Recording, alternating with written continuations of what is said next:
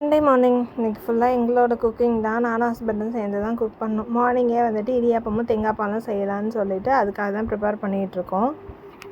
மாவு பிணையிறதோடு என்னோடய வேலை முடிஞ்சுது. அதை புளிகிறது எல்லாமே ஹஸ்பண்ட் தான். தேங்காய் பால் வேகமாகவே எடுத்துட்டேன். ஹஸ்பண்ட் போயிட்டு பக்கத்தில் மீனும் நண்டும் வாங்கிட்டு வந்திருந்தாங்க.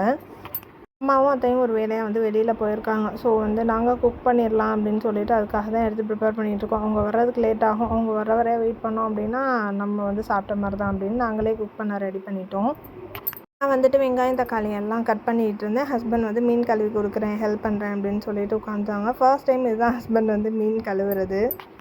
டான்னு எல்லாம் பண்ணி கொடுத்துருவாங்கன்னு பார்த்தா அவங்க 5 நிமிஷமாக ஒரு துண்டை வச்சு விளாண்டுக்கிட்டு இருந்தாங்க. சரி நீங்கள் இன்றைக்கி ஈவினிங்குள்ளே எனக்கு செஞ்சு கொடுத்தா போதும் அப்படின்னு சொல்லிட்டு நான் நண்டு குழம்புக்கு தேவையானது எல்லாமே ப்ரிப்பேர் பண்ணிகிட்டு இருந்தேன். நண்டு குழம்பு கொதிக்கவே ஆரம்பிச்சிருச்சு. எங்கள் அப்பையும் மீன் கழுவிட்டே தான் இருந்தார். சரி இது இன்றைக்கி ஆகிறதில்ல அப்படின்னு சொல்லிட்டு நைட்டுக்கே நீங்கள் மீன் குழம்பு வச்சுக்கலாம் அப்படின்னு சொல்லிட்டு நண்டு குழம்பு மட்டும் வச்சு சாதம், அது கூடவே இட்லி இதெல்லாமே வச்சு நண்டு குழம்பு வச்சு சாப்பிட்டாச்சு. எனக்கு இட்லி கூட வச்சு சாப்பிட ரொம்பவே பிடிக்கும்.